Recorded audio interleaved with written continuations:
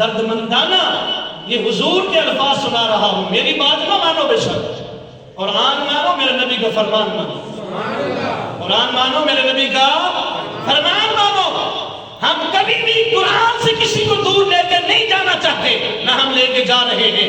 ہم بھی یہی چاہتے ہیں, شدی ہوتا بھی وہی ہے جس کے ایک ہاتھ میں اللہ کا قرآن ہو, دوسرے ہاتھ میں حضور کا فرمان. قرآن سنانے کے بعد ابھی جو حدیث میں سنا رہا ہوں بخاری شریف سے, تو پیارے آقا صلی اللہ علیہ وآلہ وسلم کے پیارے غلاموں, آقا علیہ السلام نے فرمایا کہ وقال ابو بکر صدق, ابو بکر صدیق نے کہا تو سچا ہے. سب نے کہا کذبتا, تو جھوٹ بولتا ہے. جس پر بھی میں نے اسلام پیش کیا اس نے مجھے جھٹلایا. ابو بکر صدیق نے کہا آمنا کا لال سچا ہے. اور آگے ارشاد فرمایا وواسانی بنفسہ ومالی, سب سے پہلے اپنی جان کے ذریعے, اپنے مال کے ذریعے میری مدد کی ہے تو ابو بکر صدیق نے مدد کی ہے. ابو بکر صدیق نے مدد کی ہے. اور فرمایا فَهَلْ أَنْتُمْ تَارِكُونِ صَاحِبِي, کیا تم میرے وجہ سے میرے یاد کا حیا نہیں کرو گے؟ کیا میری وجہ سے تم ابو بکر صدیق کو نہیں چھوڑو گے, نہیں معاف کرو گے؟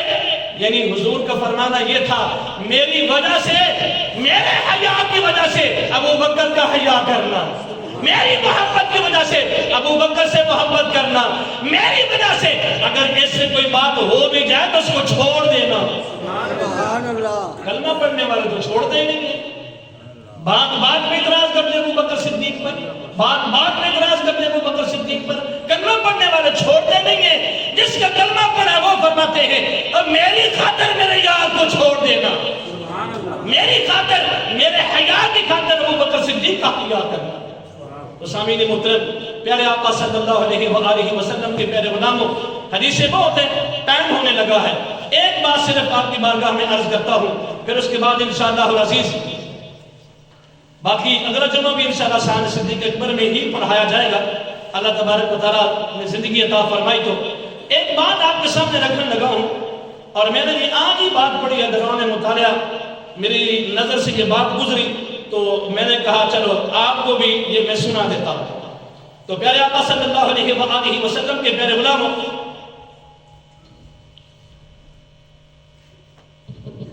حضرت ابو بکر صدیق رضی اللہ تعالی عنہ کے اسلام کے بارے میں, کس کے بارے میں؟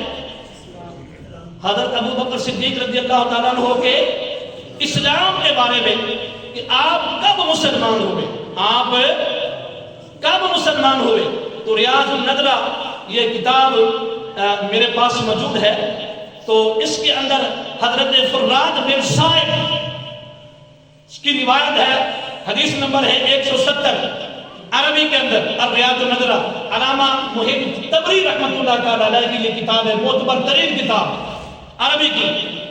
حضرت فرات بن صائب فرماتے ہیں کہ قلت لمیمون ابن مہران, میں نے میمون بن مہران سے سوال کیا, عرض کیا کہ ابو بکر صدیق اول ایمان بالنبی ام علی بن ابی طالب, بتائیے کہ نبی کریم علیہ السلام پر سب سے پہلے ایمان لانے والے ابو بکر ہیں یا مولا علی ہیں؟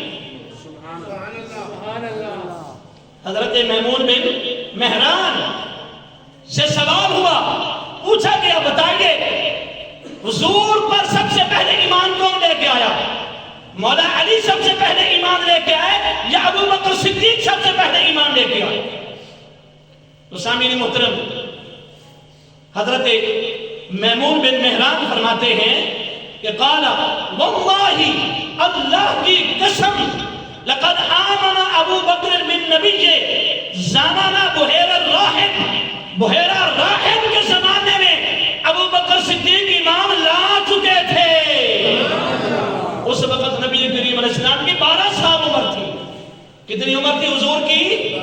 12 سال عمر تھی, یا بلکہ اس کے بعد کی بات ہے جب 25 سال اس وقت عمر تھی حضور کی, جب حضرت خدیجہ رضی اللہ تعالی عنہ کا سامان تجارت لے کے حضور جاتے ہیں شام کی طرف, تو ابو بکر صدیق بھی شام کی طرف جاتے ہیں, اور راستے میں آپ کو خواب تعبیر پوچھتے ہیں کہ میں نے ایک خواب دیکھا ہے، اس کی تعبیر بتاؤ، تو آپ فرماتے ہیں، اور وہ راہب پوچھتا ہے تیرا نام کیا ہے؟ میرا نام ابو بکر ہے۔ کس قبیلے سے تعلق ہے؟ قریش سے تعلق ہے۔ اچھا، تو اس نے راہب نے کہا تھا ابھی عرب کے تمہارے خاندان سے، تمہارے قبیلے کے اندر ایک نبی پیدا ہونے والا ہے جس کے دنیا کے اندر تم وزیر بنو گے، اس کی وفات کے بعد تم خلیفہ بنو گے۔ ابو بکر صدیق تو اس وقت مسلمان ہو گئے تھے، اس وقت مسلمان ہو گئے تھے۔ اور آگے کیا فرماتے ہیں؟ فرماتے ہیں وَاخْتَلَفَ فِي مَا بَيْنَ وَبَيْنَ خَدِیجَةَ، پھر اس وقت حضرت ابو بکر صدیق جو ہیں حضرت خدیجہ کے پاس بھی آنے جانے لگے، آقا کے پاس بھی آنے جانے لگے، تو اس طرح مناسبت قائم ہو گئی اور رشتہ ہو گیا، شادی ہو گئی۔ پھر کیا فرماتے ہیں؟ اس وقت حضور کی 25 سال عمر ہے۔ کتنی عمر ہے؟ 25 سال عمر ہے حضور کی، جب ابو بکر صدیق مسلمان ہو چکے ہیں، دل سے مان چکے ہیں، ایمان لا چکے ہیں۔ چونکہ اس راہب نے بتا دیا تھا جو تیرا ساتھی ہے نا وہ نبوت کا اعلان کرنے والا ہے، اس وقت کے دل کے اندر حضور کی محبت نبی ہونے کے اعتبار سے آپ کے دل کے اندر وہ محبت یقین کر چکی تھی، گھر کر چکی تھی۔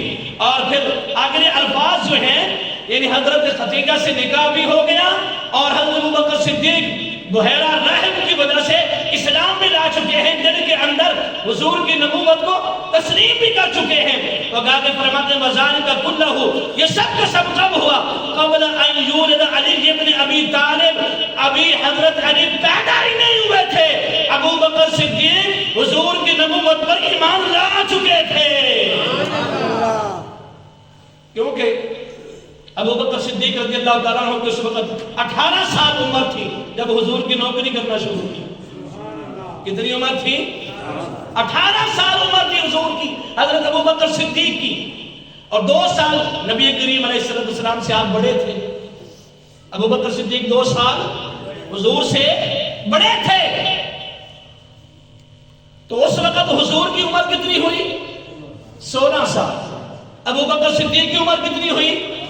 18 سال۔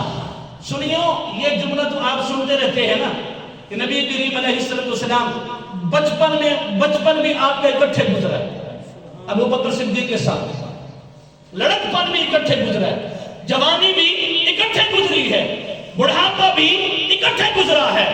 اگر مدینے میں تھے تو ابو بکر صدیق ساتھ ہے، مکے میں ہیں ابو بکر صدیق ساتھ ہے، مدینے میں ہیں تو ابو بکر صدیق ساتھ ہیں، گھر میں ہیں تو ابو بکر صدیق ساتھ ہیں، ہجرت میں ہیں تو ابو بکر صدیق ساتھ ہیں، غار میں بھی ساتھ ہیں، آج مزار میں بھی ابو بکر صدیق ساتھ ہیں، غار میں بھی ساتھ تھے، آج مزار میں بھی ساتھ ہیں۔ بچپن میں سامعین محترم جب آقا علیہ السلام نے اعلان نبوت فرمایا نا تو ابو بکر صدیق نے کہا آپ نبی ہونے کا دعویٰ کر رہے ہیں کہ میں نبی ہوں، آپ کی نبوت پر دلیل کیا ہے؟ میرے آقا نے فرمایا جو تو نے آج سے کتنا عرصہ پہلے یعنی 27 سال کی عمر میں تقریباً 26 یا 27 سال کی عمر میں جو تو نے خواب دیکھا تھا وہ خواب میرے نبی ہونے کی دلیل ہے۔ اسی وقت ابو بکر صدیق نے جب پھر ڈالی، گلے سے لگایا حضور کو اور ماتھے کو چوما، میرے حضور کے ماتھے کو ابو بکر صدیق نے چوما 1 سیکنڈ کے لیے بھی۔ اور اسلام قبول کرنے سے پہلے بھی ابو بکر صدیق اللہ کو پوچھتے تھے، اللہ کی عبادت کرتے تھے، جس طرح مولا علی نے شرک نہیں کیا الحمدللہ رب العالمین۔ آپ بچپن سے ہی اللہ کی عبادت کرتے تھے، کبھی کسی بت کے آگے نہ علی نے سجدہ کیا ہے نہ حضور ابو بکر صدیق نے سجدہ کیا ہے۔ جب بھی علی کی پیشانی جھکتی ہے تو رب کے سامنے جھکتی ہے، اس طرح ابو بکر صدیق بھی سجدہ کرتے ہیں تو خدا کو سجدہ کرتے ہیں، خدا کے علاوہ کبھی بھی ابو بکر صدیق نے کسی کی پوجا نہیں کی۔ ہمیشہ سے بچپن کے اندر بھی سر جھکا ہے تو رب کے سامنے جھکا ہے، لڑکپن میں بھی ابو بکر صدیق کا سر جھکا ہے تو رب کے سامنے جھکا ہے، جوانی کے اندر بھی اگر سر جھکا ہے تو ابو بکر صدیق کا سر اللہ کے سامنے جھکا ہے۔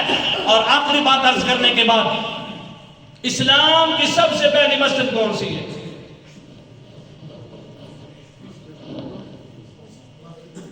مسجد قباء۔ اچھا، تو بخاری شریف سے یہ ثابت ہے کہ سب سے پہلی مسجد ابو بکر صدیق نے بنائی تھی مکے کے اندر. جی، حضرت ابو بکر صدیق رضی اللہ تعالیٰ عنہ نے اپنے گھر کے اندر مسجد بنائی تھی. بخاری شریف کے اندر موجود ہے. ہجرت سے پہلے، یہ مسجد کو بات تو ہجرت کے بعد کی بات ہے. یہ تو مدینہ کی بات ہے، ہجرت کی بات کی بات ہے. مشہور یہی ہے جو کچھ آپ کہہ رہے ہیں، آپ درست کہہ رہے ہیں، میں آپ کا انکار نہیں کرتا، میں رد نہیں کرتا، آپ کو جھٹلاتا نہیں ہوں، یہی مشہور ہے. لیکن حقیقت یہ ہے جس کی طرف ہماری آج تک نظر نہیں گئی، اور سب سے پہلے اللہ کا گھر بنایا ہے تو حضرت ابو بکر صدیق نے بنایا ہے.